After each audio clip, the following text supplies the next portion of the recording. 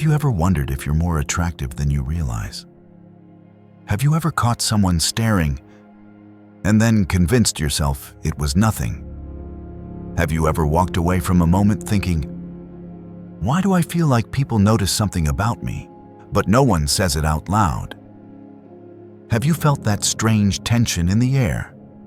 A tension without words, curiosity without questions, and deep down, have you asked yourself, could it be that I've had this power all along, but I've never truly seen it?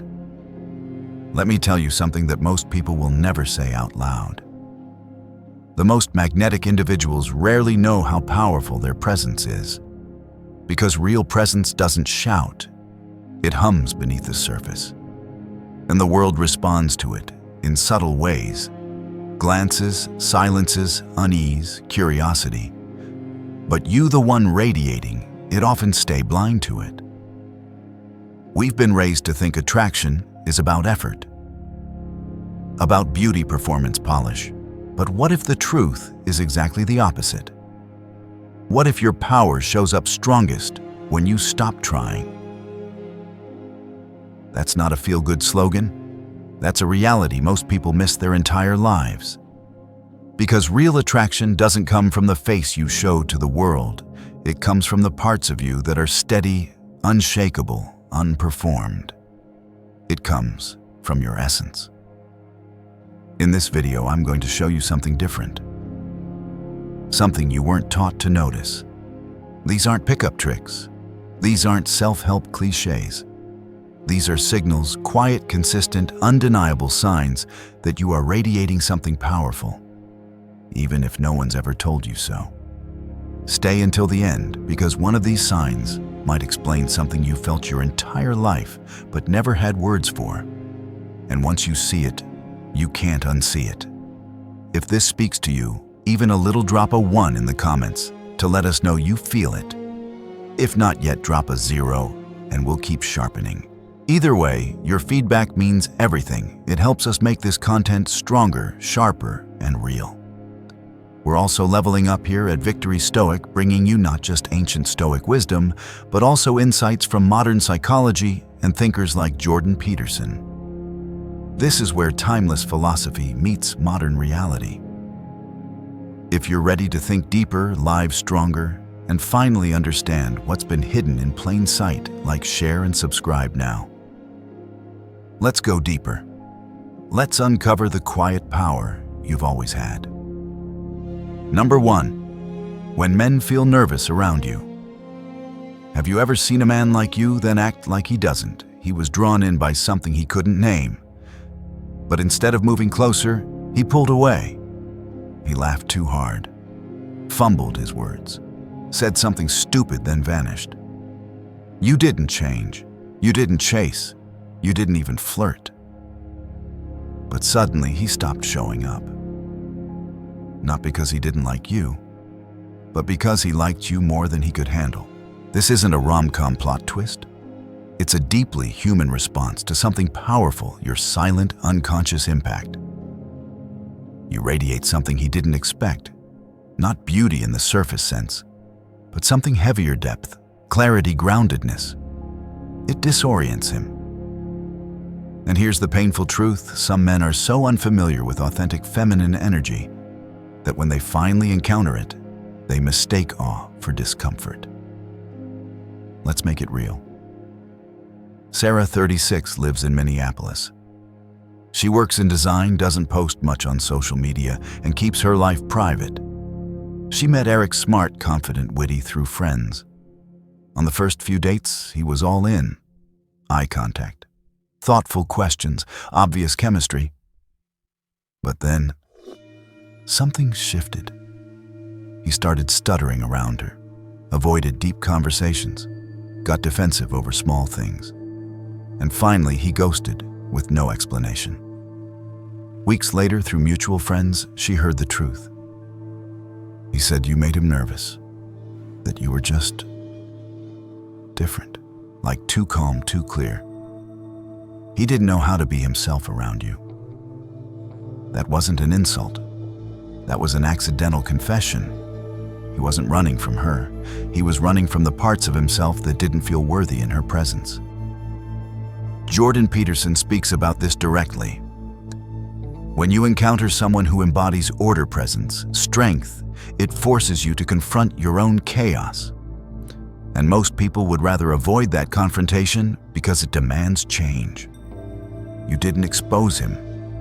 You didn't judge him. But by simply being at peace with yourself, you forced him to see that he wasn't.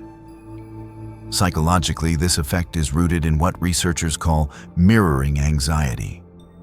The discomfort we feel when someone reflects back our unprocessed traits.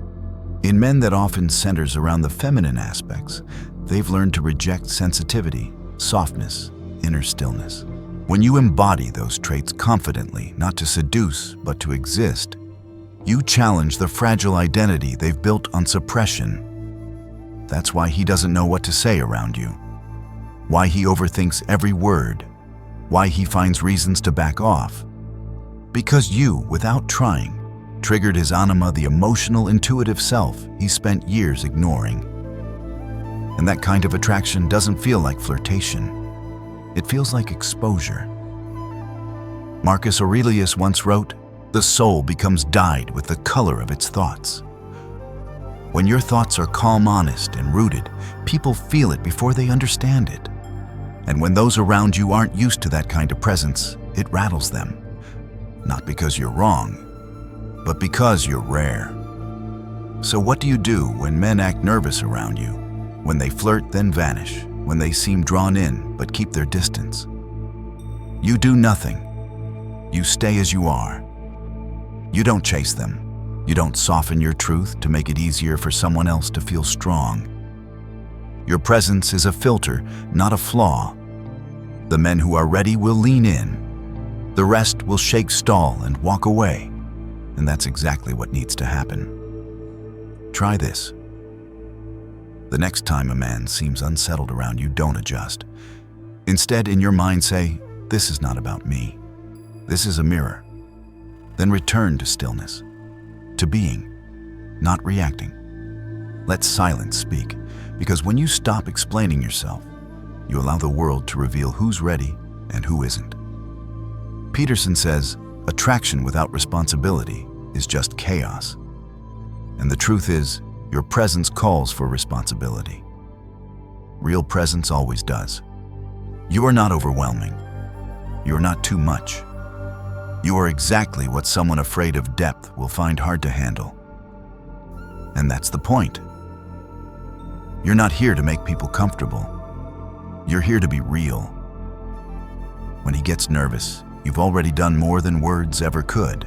You've shown him something rare, and whether he runs or rises says nothing about your worth, only about his readiness.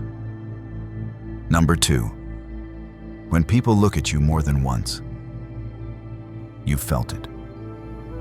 That moment when you walk into a room and something shifts, not because you did anything loud, not because you were dressed to attract attention, but because heads turned, and then turned again. A glance that lingers longer than it should. A look over the shoulder. A second glance that wasn't meant to be seen, but you saw it. You always do. And the question burns, why are they looking at me like that? Let's be clear, this isn't about vanity. It's not about how you styled your hair or what you wore. The truth cuts deeper. They're not just seeing you. They're recognizing something in you. Something rare. Something they don't see often, but when they do, it makes them stop. And then stop again. That second look is not conscious. It's not premeditated. It comes from somewhere older, more instinctive. Psychologists call this limbic resonance, a phenomenon where two nervous systems sync momentarily, when one person unconsciously senses emotional stability or intensity in another. In plain terms, people can feel you even when they don't know why. You don't have to speak. You don't have to move. Your presence speaks before you do. And some people are wired, whether they realize it or not, to pick up on it. That's why they look again. Not to check your outfit, not to flirt, but because their body noticed something their brain hasn't caught up to yet. Here's the problem most people are addicted to: noise, speed, attention seeking. They're flooded by artificial images, performance pretense.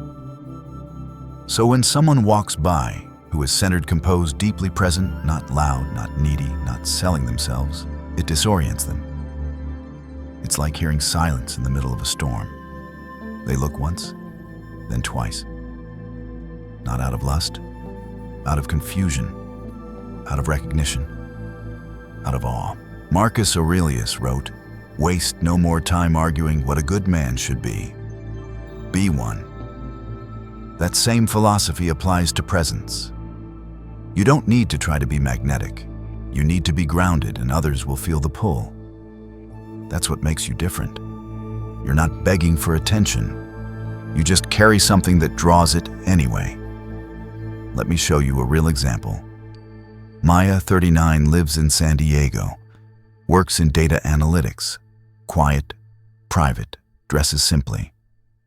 She walks into a local bookstore on a Sunday morning. There's a man browsing near the poetry section. She passes by, nods, politely says nothing. 2 minutes later, as she flips through a hardcover on the other side of the room, she notices that the man has walked over, pretending to look at something else. But he's glancing. Then he walks away. Then comes back. And again. 3 times. Finally, he says, "Hey, sorry if this is weird. I don't usually do this, but something about you made me want to say hi." Maya hadn't spoken a word beyond good morning. She didn't make eye contact for more than 2 seconds. But he felt something. So he returned, again and again. Jordan Peterson explains this phenomenon through a concept he calls hierarchy of attention. In every social space, people intuitively assign value based not on wealth or beauty, but signal clarity, how integrated, calm, and centered someone appears. The most powerful people are often the quietest, Peterson notes, because power that is real doesn't need to announce itself.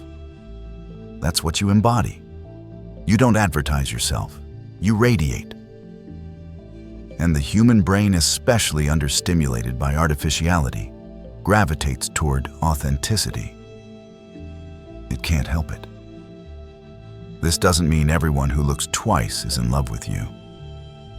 But they are in some deep layer of unconscious perception, registering something different, something stable, something pure. Most won't know what to do with that.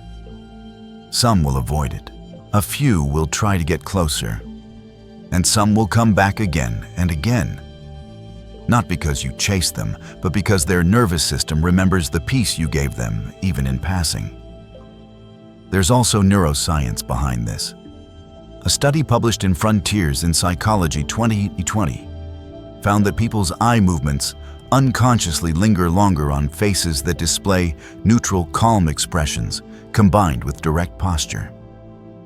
Why? Because in a world full of exaggerated emotion, fake positivity, and hyperactive expressions, calm confidence triggers curiosity. Your body language, if it's composed and unapologetically, still becomes a magnet. And those second glances are proof. So what should you do when you notice this happening?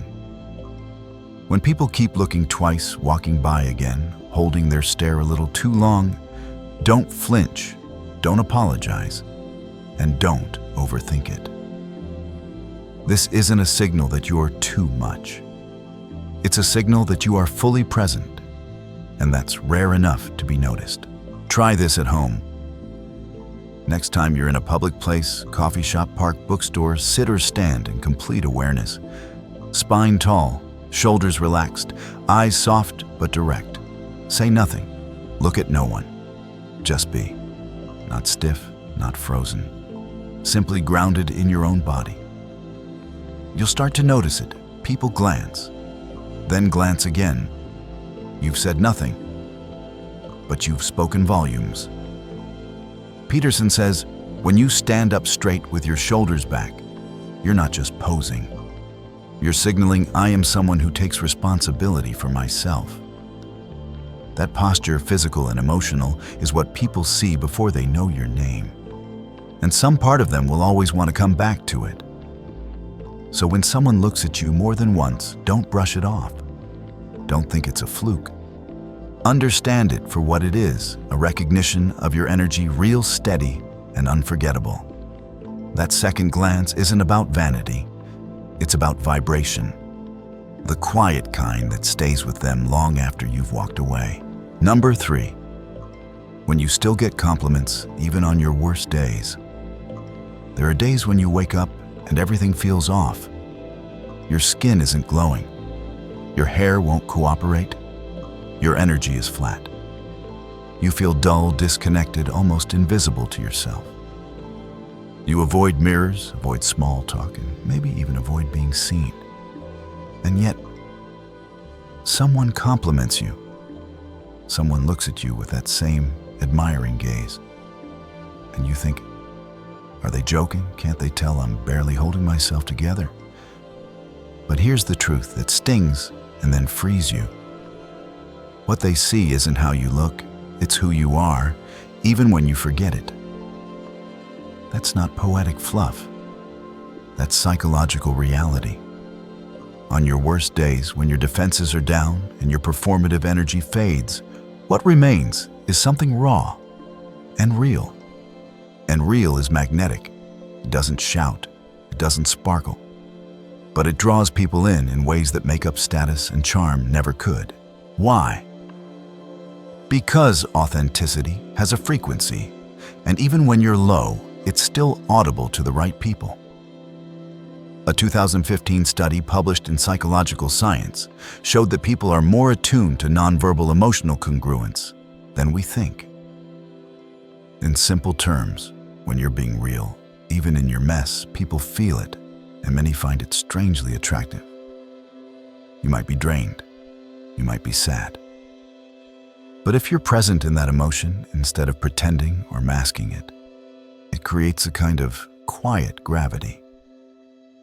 Not because pain is beautiful, but because truth is.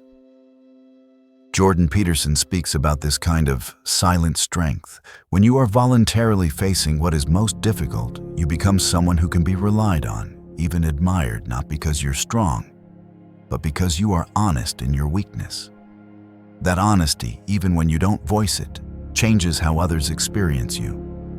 You don't have to put on a brave face to be compelling. Sometimes your vulnerability, unspoken, unforced, is the very thing that draws people in. This is why the compliments feel so confusing. You're tired. You're not on. You don't feel like yourself.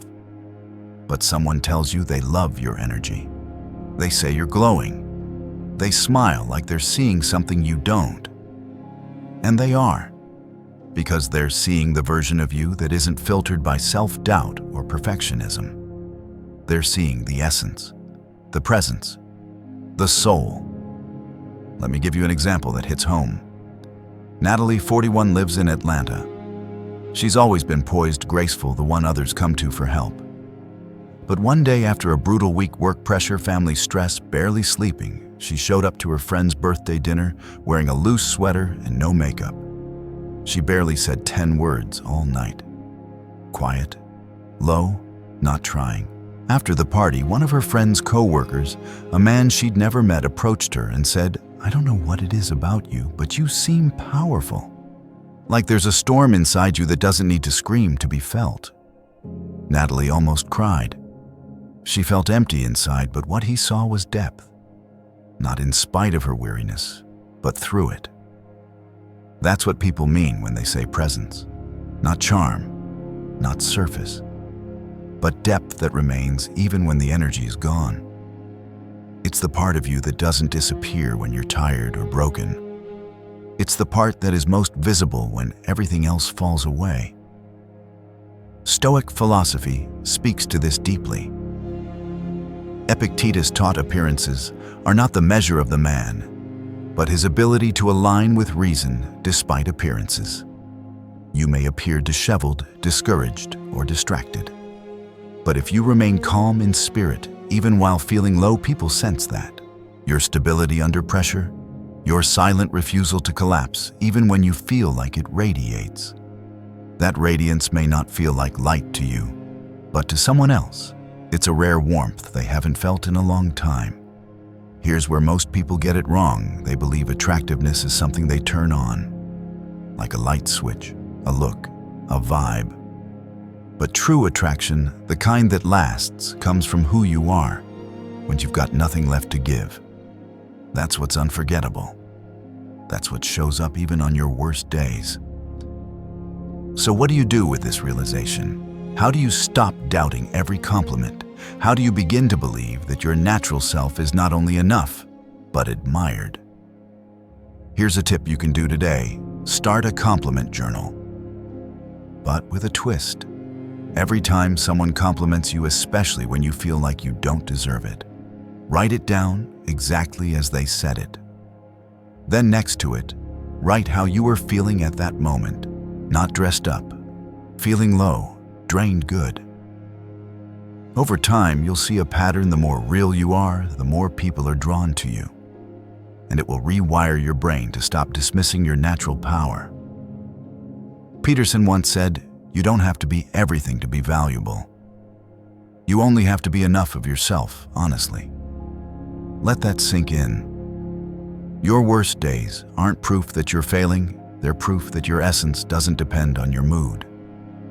That's power. That's magnetism. And the people who see it, they're not confused. They're responding to the most grounded, unpolished, and human part of you. So the next time someone compliments you, when you feel like a mess, don't argue. Don't deflect. Don't shrink. Instead, say thank you and mean it. Because even if you can't see your glow, someone else can. And they're not wrong. Number 4. When people find small excuses to talk to you, it always starts the same way. A stranger asks if you know the time, even though there's a giant clock on the wall. Someone at the grocery store can't quite reach the top shelf and suddenly needs your help. A man asks for directions, even though he has GPS in his hand. The question is basic. The interaction is short. But something in the way they speak, hesitant, oddly gentle, slightly nervous, tells you the truth. They weren't there for the answer. They were there for you. You weren't being loud. You weren't trying to stand out. But somehow you pulled them in. Not with words, not with looks, with presence. A quiet energy that says safe, real-centered. And for people surrounded by noise, performance, and falseness, that kind of presence feels like oxygen. They don't know how to approach it directly, so they look for the smallest possible door. A question, a favor, anything that buys them 5 seconds of closeness. This isn't coincidence. It's biology. It's psychology. It's ancient wiring responding to something their rational brain can't process. Researchers call this proximity-seeking behavior. It's what infants do when they feel emotionally attached to a caregiver. They invent reasons to stay near. Adults do the same thing, but we've just learned to mask it behind logic. When someone is drawn to your authenticity, your kindness, your gravity, they often don't know how to begin. So they do the next best thing. They invent a reason to be near you.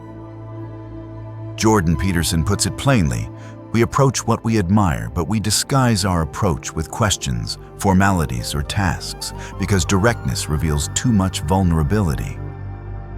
That's exactly what you're seeing. Not flattery, not strategy, just vulnerability hiding behind a question. And the more quietly powerful your presence is, the more these indirect approaches appear.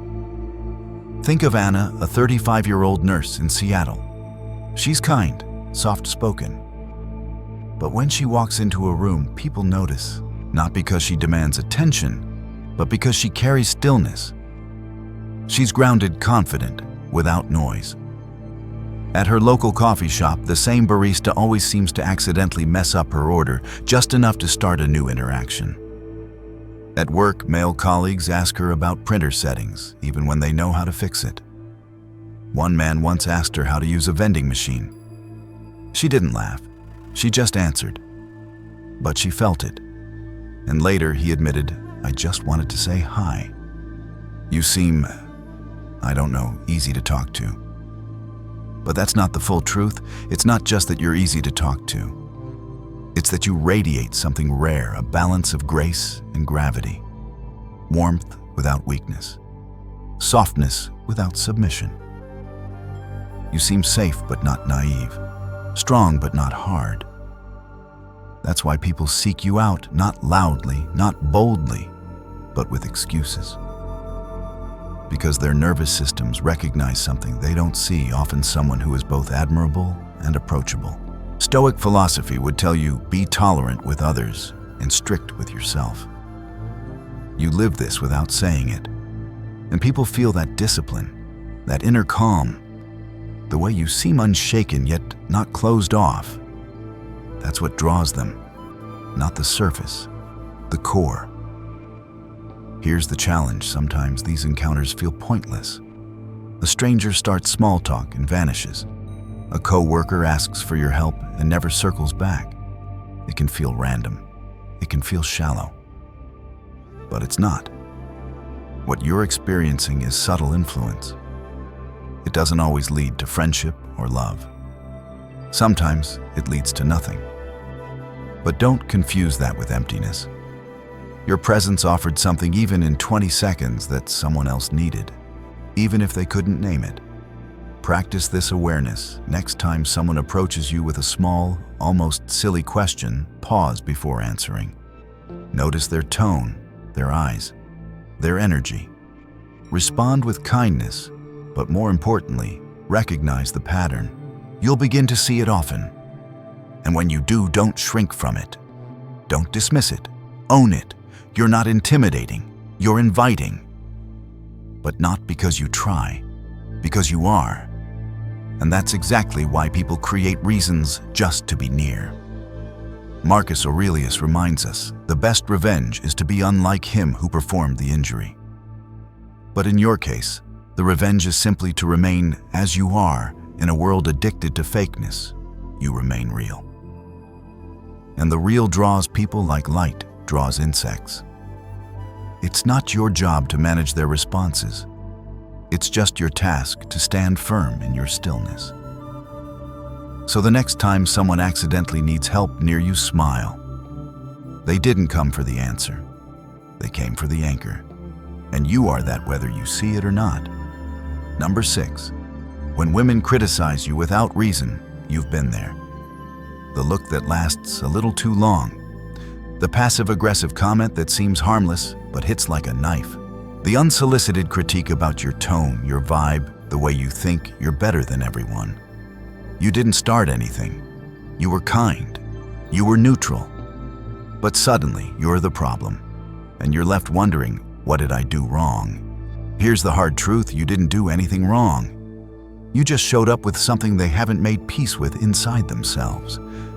And your presence, steady, self-contained, quietly, powerful, unintentionally pulled their insecurities to the surface. They didn't hate you. They hated what they saw in themselves through you. This reaction is not rare. It's painfully human. Psychology calls it projection, when someone places their own disowned traits onto another person, especially when that person reflects back the strength, confidence, or self-acceptance they haven't developed. In women, this often comes from a culture that taught competition over connection.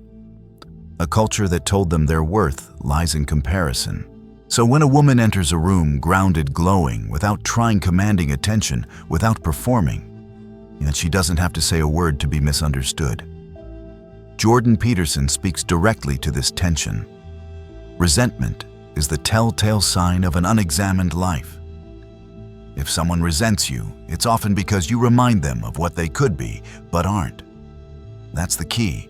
You don't trigger people because you try to be special. You trigger them because you're comfortable not needing to be. And that kind of ease, especially in another woman, can feel like a threat to someone still trapped in performance, in perfectionism, in people-pleasing. Let's make this painfully real. Lauren, 37, works in marketing in Los Angeles. She's confident, empathetic, keeps to herself. One day in a team meeting, she gave a quiet suggestion about a client strategy. Another female manager rolled her eyes and said, "We don't all have time to act like we have it all figured out, Lauren." The room went silent. Lauren hadn't bragged. She hadn't interrupted. But later in private, a coworker whispered, "She always acts weird around you. I think you just intimidate her." That wasn't ego. That was observation. Lauren's calm presence, her refusal to engage in drama or hierarchy, made the other woman confront how much of her own confidence was still performative. Marcus Aurelius said, "The opinion of 10,000 men is of no value if none of them know themselves." The same applies to women. When another woman attacks you without basis, it's rarely about you. It's about a wound in her she doesn't want to feel. And your stillness, your centeredness, your refusal to shrink to fit in, made that wound too loud to ignore.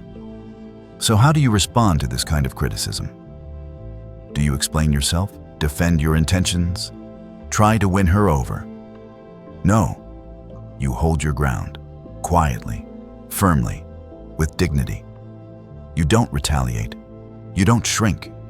You don't absorb her insecurity as your responsibility. You let her discomfort pass through the room like smoke while you remain the mountain. Here's a practical tool. When someone criticizes you, unfairly ask yourself one question in silence. Is this mine to carry? If the answer is no, and it usually is, release it. Don't defend. Don't internalize. Respond with kindness if needed, but never compromise your center to ease someone else's imbalance. Peterson says, "Strength is not aggression. Strength is the willingness to be still in the face of chaos." That's what this moment demands of you. To be still. To let her energy pass by without hooking into yours. And with time, something strange will happen. Those same women may circle back. Quietly. Without apology. They'll ask for advice. Compliment your calm. Open up in small, clumsy ways. Because the truth is, they didn't hate you. They hated the mirror. And once they're strong enough to face it, they'll start to see you not as a threat, but as a reference point for the self they're trying to build. So don't be surprised when the criticism comes. And don't shrink from it. Because when you disturb what others haven't healed, you're not being arrogant. You're just being whole. And in a world where wholeness is rare, it will always provoke before it inspires. Number 7, when men who are already taken still can't stop looking. There's a kind of stare you've learned to recognize. It lingers half a second too long. It's discreet, never disrespectful, never dramatic, but unmistakably charged. He's sitting next to his girlfriend. He laughs, makes conversation, but every so often his eyes shift. To you. You're not dressed to impress. You're not performing. You didn't even notice him until you felt the weight of his attention. You wonder, did I do something wrong? No. What you did without knowing it was awaken something he hadn't felt in a long time. This isn't about stealing glances or stealing anyone's man. It's not about seduction. It's about energetic dissonance, the contrast between the life he lives and the presence you carry. A man who looks at you too long while sitting next to his partner is not looking at you. He's looking through you into a version of intimacy, authenticity, or depth that feels absent in his current reality. And the more you stay unaware of it, the more magnetic it becomes. You're not trying to get attention. In fact, your indifference is part of what pulls it in. While others orbit his ego, stroke his pride, you're in your own lane. Focused, composed, present. You're not reactive. You're not flirtatious. You're simply living without needing to be seen. And that kind of self-contained energy, especially in a woman, shakes the internal walls of a man who hasn't felt grounded in years. Jordan Peterson once said, "We're always comparing our reality to what might have been." That's part of the human condition, and it's dangerous when we're not honest about it. Many men carry quiet regrets, questions they never say out loud. What if I had waited longer? What if I had chosen differently? What if I met someone like her before I settled? Your presence activates those questions, not because you offer answers, but because you represent an alternative he never explored. Let's take a concrete lived example.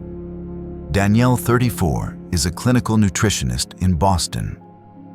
At a friend's engagement dinner, she chats politely, laughs when appropriate, and mostly listens. Across the table is Alex, the fiancé's cousin, seated beside his long-term girlfriend. Throughout the night, Danielle notices him glancing, first casually, then repeatedly. He leans into conversations she's not in. When she looks up, he's already looking and quickly looks away. The girlfriend never notices, never. Danielle doesn't think much of it. But later, a mutual friend shares. "He asked about you after the dinner. Said something like, 'If I'd met someone like that 5 years ago, life might look different.'" Danielle is caught off guard. She wasn't trying. She was just there. And that was enough.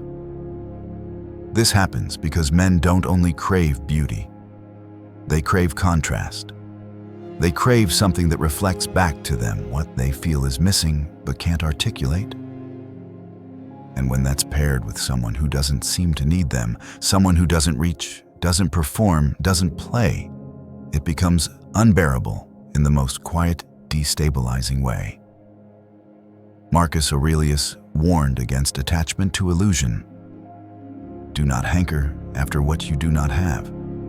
Instead, fix your attention on the finest and best that you have. And imagine how much you would long for these if they weren't in your possession. But most people don't live this way. They don't guard their gaze. They compare. Silently. Shamefully.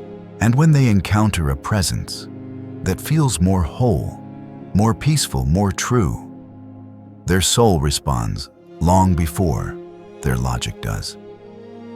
It's important to say this clearly. You're not responsible for the thoughts others project onto you. Just because a man watches you doesn't mean you've invited the attention. And just because he's taken doesn't mean you owe him guilt. What he sees in you is his own unfulfilled potential reflected back. You don't have to carry that weight. You just need to understand why it happens so you don't start questioning your own character. Here's the truth. The more detached you are from the performance of attraction, the more attractive you become. A woman who is anchored in her own rhythm, who doesn't compete, who doesn't need to be validated, reminds men of what they're missing even when they can't name it. Your world is full. Your schedule is your own. Your peace is hard-earned. And that's infinitely more compelling than any woman chasing them, needing them, orbiting their mood. Try this in practice. Next time you're in a room and notice male attention, especially from someone clearly spoken for, don't react. Don't shift. Don't flirt back. Just return to your focus, whether that's your drink, your conversation, your posture. Live like you're untouchable, because emotionally you are. Your power is in your absence of need, in your stillness, in your refusal to make their curiosity your problem. Peterson teaches the best strategy isn't to be desired, it's to be complete. Completion isn't perfection, it's fullness. When you radiate that you don't pull people in, you reveal their emptiness to them. That kind of pull doesn't seduce, it disrupts. And the most powerful thing you can do is nothing. So don't apologize for the glances. Don't internalize them. Don't mistake them for connection. Understand you are a mirror they didn't expect. And once they see themselves in it, they won't look away. Even if they should. Even if they can't stay. Number 8. When your quiet posts get loud reactions. You don't post often. You don't curate every angle. You're not out here dropping selfies with dramatic captions or lighting filters. In fact, most of the time, you stay off the radar. Low-key, quiet, present in real life more than online. But then, every now and then, you post something simple. A picture with no makeup, a quiet moment, a thought, a snapshot of real life. And it blows up. Comments flood in, likes roll fast. Both men and women respond with a kind of intensity that almost confuses you. You think I wasn't even trying. And that's exactly it. You weren't trying. You weren't marketing yourself. You weren't packaging your life for applause. You were just being. And in a world drowning in polished pretense and perfection, rawness becomes a magnetic force. What people see and feel when you show up naturally is something they've been starved for: authentic self-expression that isn't built on performance. No thirst, no drama, no overcompensation. Just you, as you are. That hits harder than any aesthetic reel or trend-driven flex, because it reminds them of something they've lost in themselves. Jordan Peterson notes, "People can tell when you're trying too hard, and they don't trust it. But when you act in alignment with who you are, the world may resist you, but it will also recognize you." Recognition, that's the word. Not clout, not attention. Recognition. The kind that says, "That's a real one. I don't know why, but I feel it." That's the energy behind your social presence, even when you post once a month. Let's put it into a real-life moment. Eliza, 36, is a therapist in Austin. She rarely posts. Her feed is minimal photos of coffee books light through windows. But every time she uploads a candid image, no edits, no filters, her notifications explode. Friends she hasn't spoken to in years DM her. Men she barely remembers comment with words like, "You glow differently." One woman replies, "I don't know what it is, but I always feel peaceful when I see your pictures." Eliza laughs it off, but deep down she knows it's not the photo. It's the presence inside the photo. This isn't a strategy. You can't manufacture it. Because what people respond to is something deeper than content. It's congruence. The rare alignment between your inner world and what you allow others to see. When you post from that place without the need to impress people, feel safe, curious, and oddly moved. In Stoic terms, Marcus Aurelius wrote, "The best revenge is to be unlike the world." That includes online. When everyone is screaming to be seen, your quiet confidence becomes impossible to ignore. You're not selling anything. You're not manipulating attention. You're just present, honest, undeniably yourself. And that is so rare that when people see it, even through a screen, they reach for it. Some people will assume you're trying to be deep or mysterious. But those are projections. What they're really reacting to is the power of self-possession. You don't overshare. You don't chase virality. But every post you make feels like it means something, even when it doesn't try to. And let's be real, many people follow others out of habit, envy, or habit. But they follow you out of curiosity. Because even when you don't speak, you give off something they can't quite name but don't want to lose track of. Here's something to try intentionally. The next time you post, don't plan. Don't perfect, just share something that's actually you in the moment. A photo that makes you feel still. A sentence you didn't write to get applause. A glimpse, not a performance. Then watch the reaction. Not in numbers, in tone, in the types of comments, in the people it pulls out of silence. You'll notice your authenticity reaches farther than strategy ever could. Peterson said, "It's better to be whole than to be successful."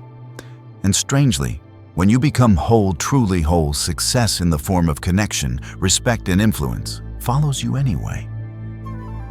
That's what's happening on your page. It's not an algorithm. It's not luck. It's not a thirst trap. It's a soul signal in a world addicted to noise. So don't second-guess the attention. Don't question why people show up when you're not trying to perform. Don't wonder why both men and women flood your DMs after a quiet post. It's not magic. It's not manipulation. It's magnetism. And the best part, you didn't chase it. You just stood still long enough for it to find you. Number 9. When you make people feel inferior without even trying. You didn't say anything offensive. You didn't flex. You didn't try to stand out. You were just living your life doing what felt natural to you.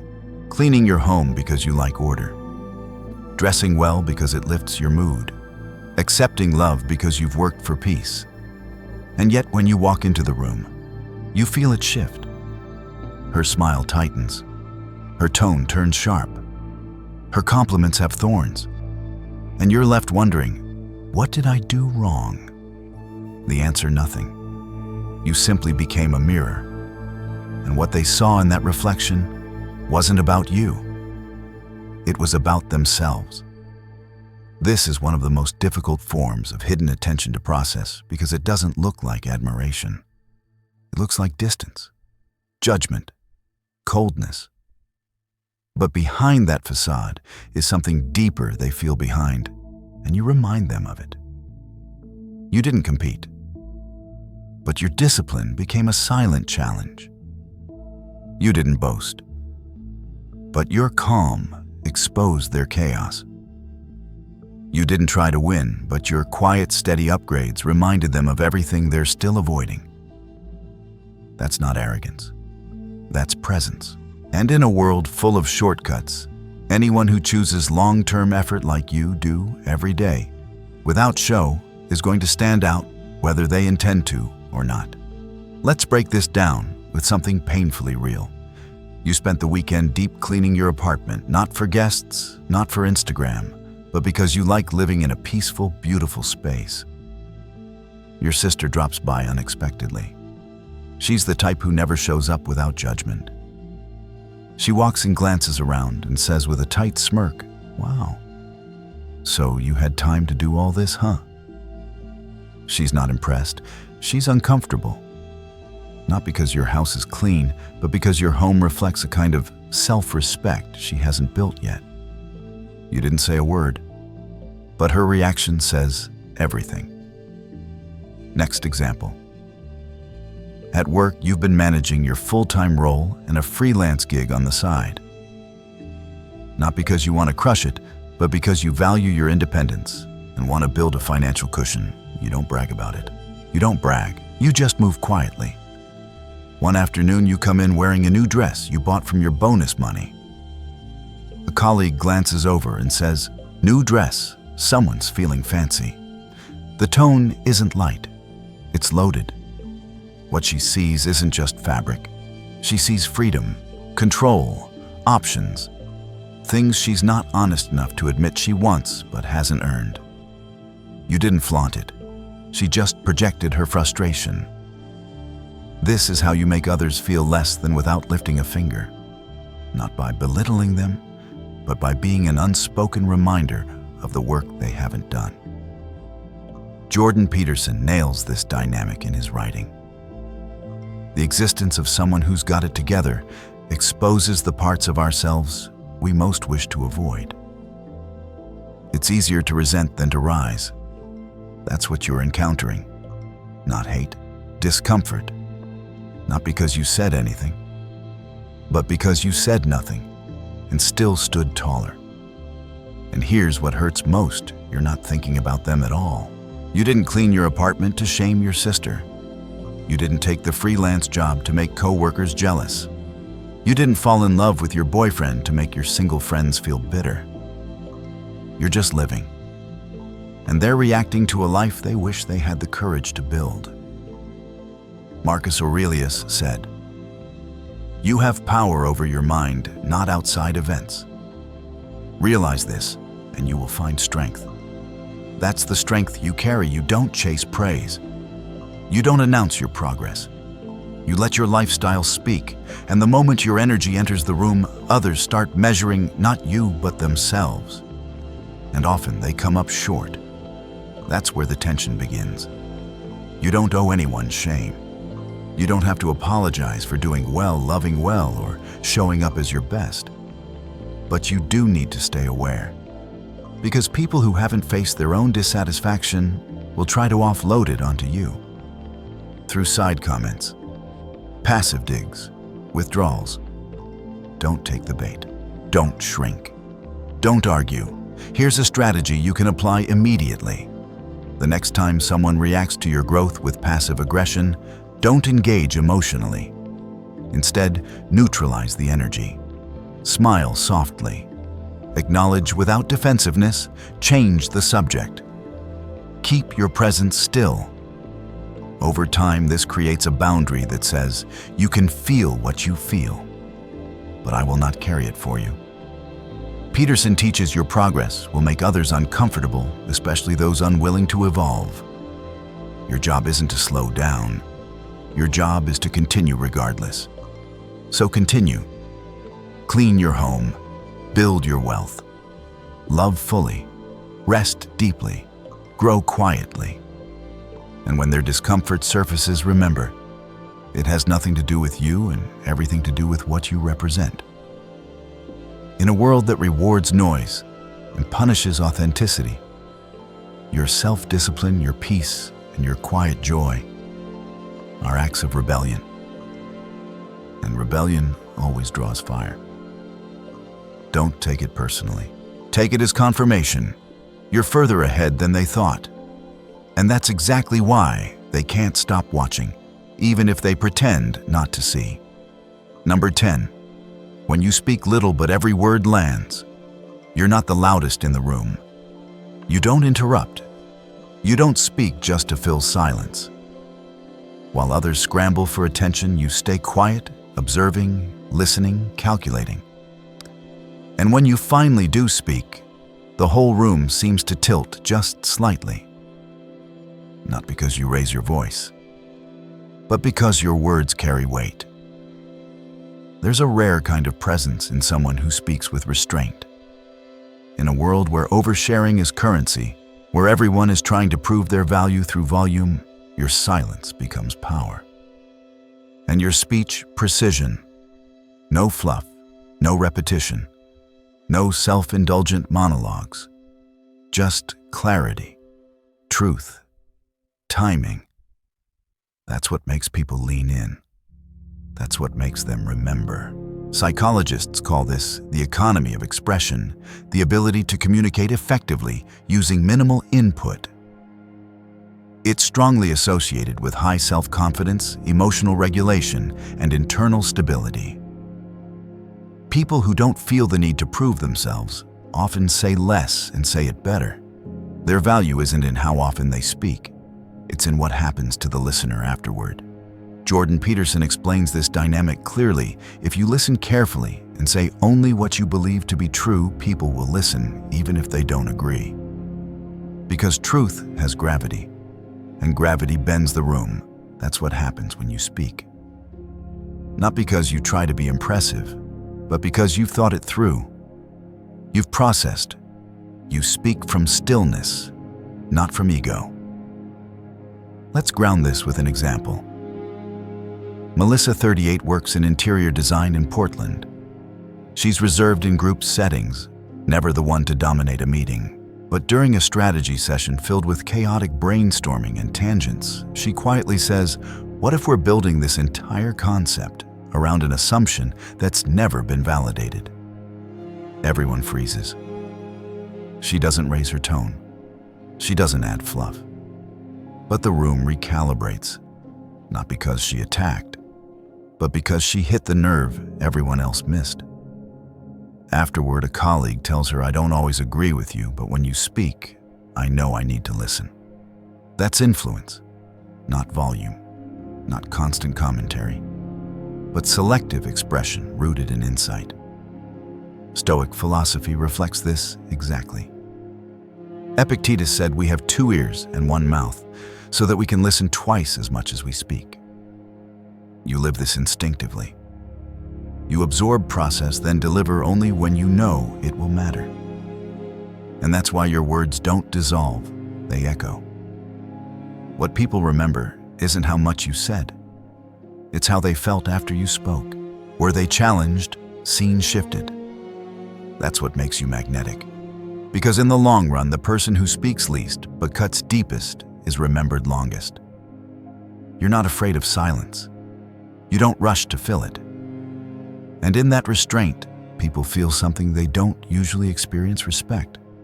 Not performance, not demand, but respect for their space, their thoughts, their time.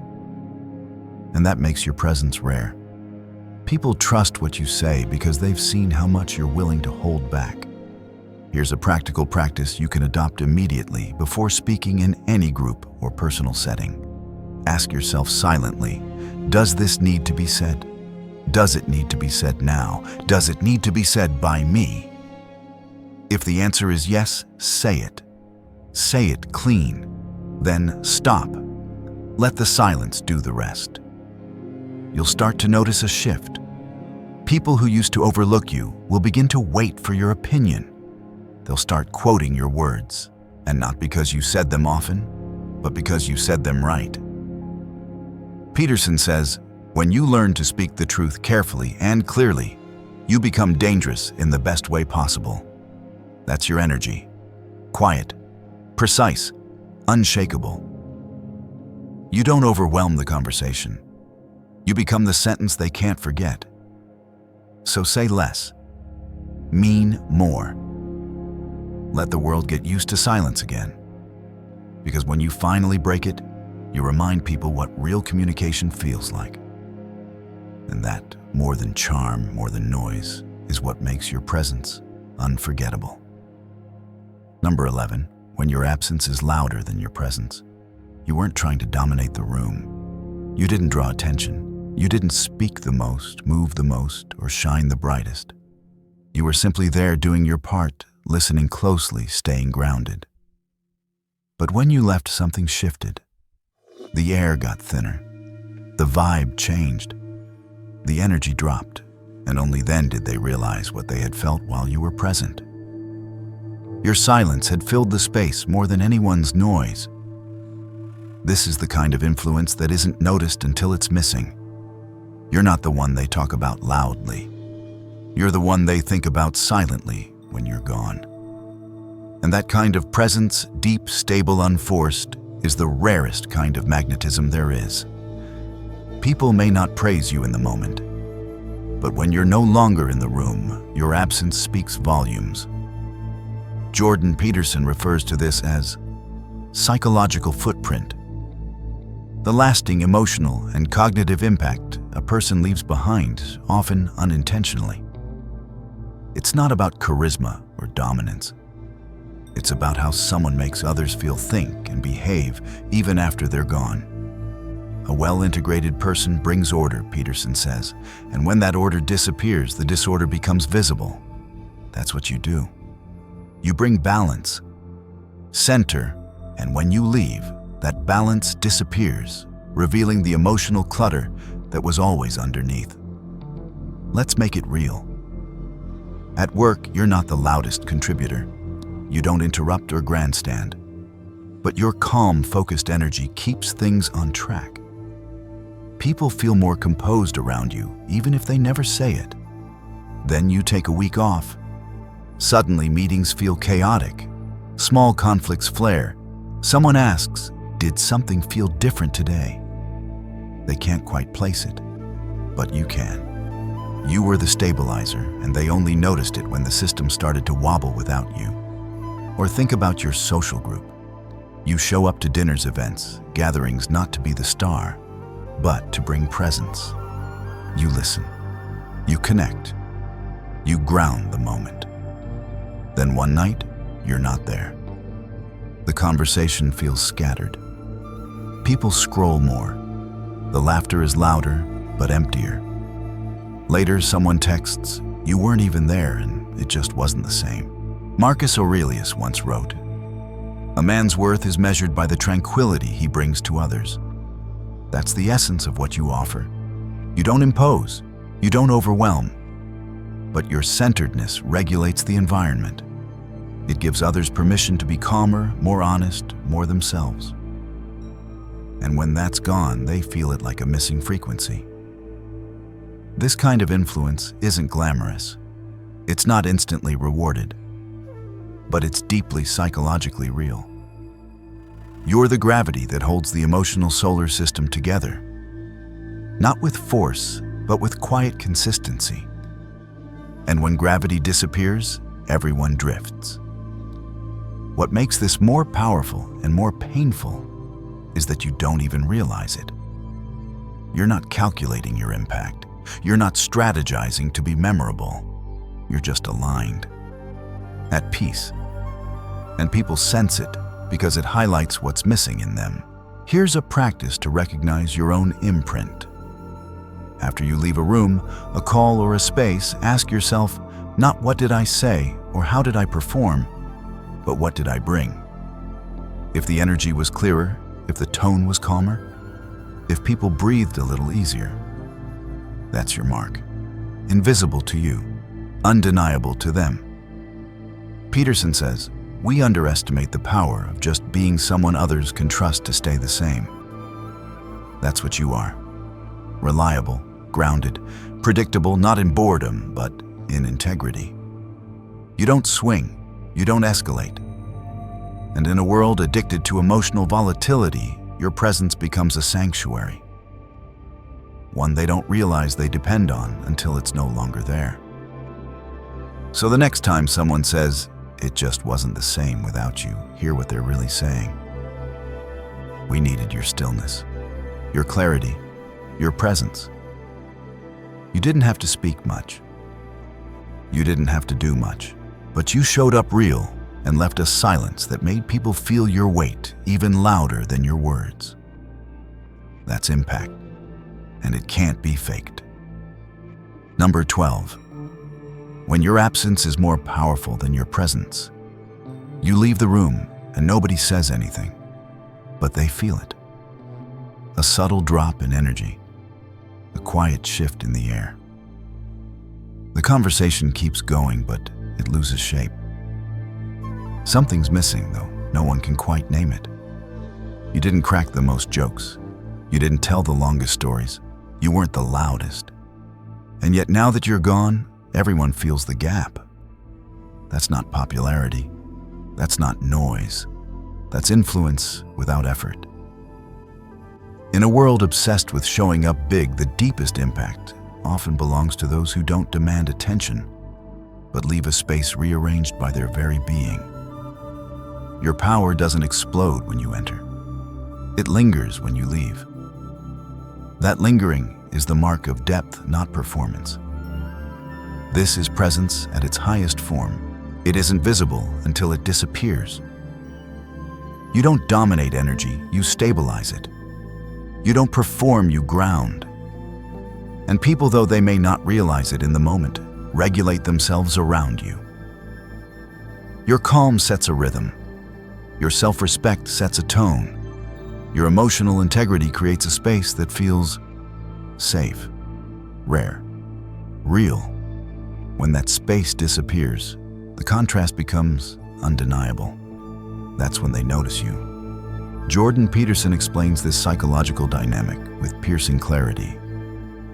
We notice absence only when it leaves behind something that cannot be replaced.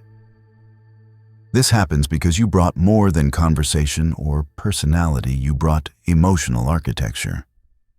You shaped the space not with words, but with energy, with clarity, with self-possession.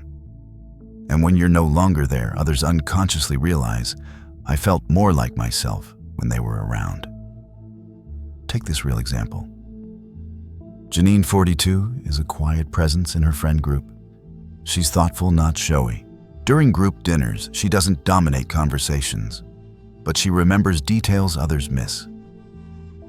She doesn't take the spotlight, but she listens deeply. One weekend, she skips a gathering to rest. That night, everything feels louder, messier, off balance. One friend says, "I don't know what's up, but it feels kind of empty tonight." Another adds, "Janine's not here, that's probably why." Not because she entertained them, but because she held the atmosphere together without anyone realizing it. That's the paradox of real presence. It becomes most visible in absence. And that's exactly why it's powerful. Most people crave attention for its own sake. You leave an echo not because you trace, but because of who you are. Calm, present, unmoved, whole. In Stoic philosophy, Epictetus taught, be the person whose presence causes others to rise, not because you pressure them, but because they remember who they are around you. When you live aligned with your values, when you don't overshare, overperform, or overcompensate, you become a kind of anchor. And when the anchor lifts, people drift.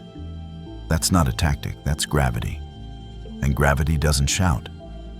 You've probably noticed this in smaller moments. Someone checks in with you more than you check in with them.